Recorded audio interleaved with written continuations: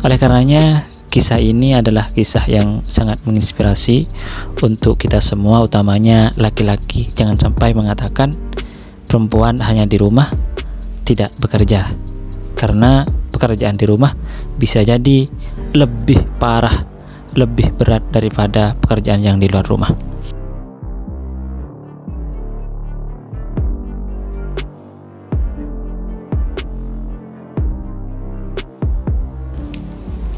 Seperti biasa, suami itu pulang di sore hari.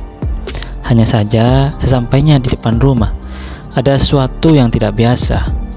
Dia mendapati pintu gerbang yang terbuka. Padahal hari-hari sebelumnya, pintu gerbang itu selalu tertutup rapat. Di depan gerbang itu, dia melihat ketiga anaknya bermain lumpur. Mereka masih memakai baju tidur. Baju itu tidak diganti dari tadi malam. Terbesit dalam hatinya apa yang terjadi. Dia memasuki halaman rumah. Di sana kotak-kotak makan tergeletak di mana-mana. Kertas-kertas, bungkusan juga berserakan tak karuan. Suami itu pun langsung masuk ke dalam rumah. Di sana dia mendapati pemandangan yang lebih mengejutkan sekaligus membuatnya khawatir. Dia mendapati lampu rumah pecah dan suara TV begitu kerasnya. Dia terus mengamati sudut demi sudut rumahnya. Isinya benar-benar berantakan. Dia melihat mainan si dedek terlempar kemana-mana dan baju berceceran di sudut rumah. Lalu dia melihat ke dapur. Sisa-sisa sarapan pagi masih ada di atas meja makan, bertumpuk-tumpuk. Bak cuci piring juga penuh dengan perabot-perabot dapur. Belum ada yang dicuci. Di sudut dapur ada kulkas yang juga berantakan. Pintunya terbuka. Dia mulai khawatir. Jangan-jangan terjadi sesuatu pada istrinya. Dia pun mencari istrinya. Dia langkahi tumpukan baju dan mainan yang berserakan itu. Dia naik tangga menuju lantai 2. Tiba-tiba dia kaget. Dia melihat banyak percikan air di depan kamar mandinya. Lalu dia masuk ke kamar mandi untuk mengambil alat pel. Dia malah tambah terkejut.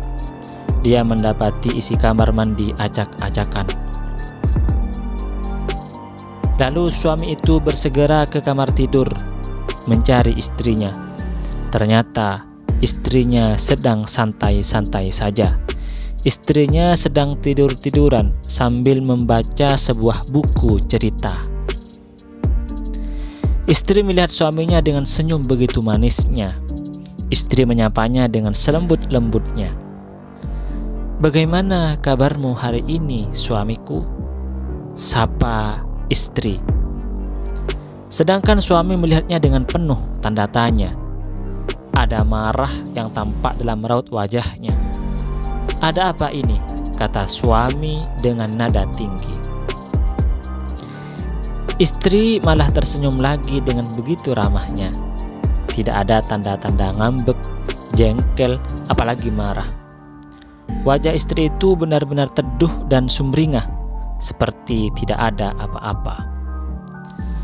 Lalu istri itu berkata kepada suami tercintanya, "Suamiku, setiap kamu pulang kerja di sore hari, kamu selalu saja bilang kalau aku santai di rumah. Aku tidak ngapa-ngapain, aku tidak bekerja, dan seterusnya. Bukankah begitu, suamiku?" "Iya," jawab suaminya lirih. Lalu istri itu berkata lagi, "Syukurlah, kamu masih ingat. Nah, hari ini aku benar-benar tidak ngapa-ngapain. Aku santai-santai. Aku tidak membereskan rumah, halaman, dan membiarkan anak-anak begitu saja." Apa hikmah dari cerita di atas? Hikmahnya adalah jangan anggap mudah pekerjaan rumah. Jangan anggap kecil urusan rumah. Karena sehari saja istri tidak membereskannya, rumah sudah seperti neraka. Suami jangan sok capek karena bekerja di luar, lalu menganggap istri enak di rumah. Sebab bisa jadi pekerjaan istri yang di rumah lebih melelahkan dari pekerjaan suami yang di luar rumah. Mungkin perlu bagi para suami untuk merenungkan ucapan Sayyidina Ali. Sayyidina Ali adalah sahabat Rasulullah yang sederhana. Beliau tidak memiliki banyak harta dan tidak punya pembantu. Maka istri beliau, Sayyidah Fatimah, mengerjakan sendiri pekerjaan rumah, mulai menggiling gandum, memasak, dan membersihkan rumah. Tetapi Sayyidina Ali tidak menganggap remeh pekerjaan itu. Sayyidina Ali tidak menganggap putri Rasulullah itu santai-santai di rumah. Bahkan Sayyidina Ali menganggap Sayyidah Fatimah adalah perempuan hebat, istrinya mampu dan rela mengerjakan pekerjaan rumah sendiri.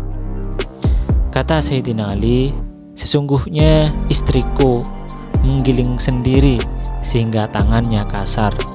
Dia mengambil air dengan kirbah sehingga lehernya membekas. Dia membersihkan rumah sehingga pakaiannya berdebu. Dia juga menyalakan api di bawah kendi atau memasak sehingga bajunya kotor. Ya, Sayyidina Ali dan Sayyidah Fatimah membagi tugas. Sayyidina Ali yang mencari rezeki, Sayyidah Fatimah yang mengatur rumah. Lalu mereka saling memahami dan saling menghormati. Disarikan dari kitab Hamsah fi Udhuni Zaujain, karya Dr. Hasan Syamsi Basha.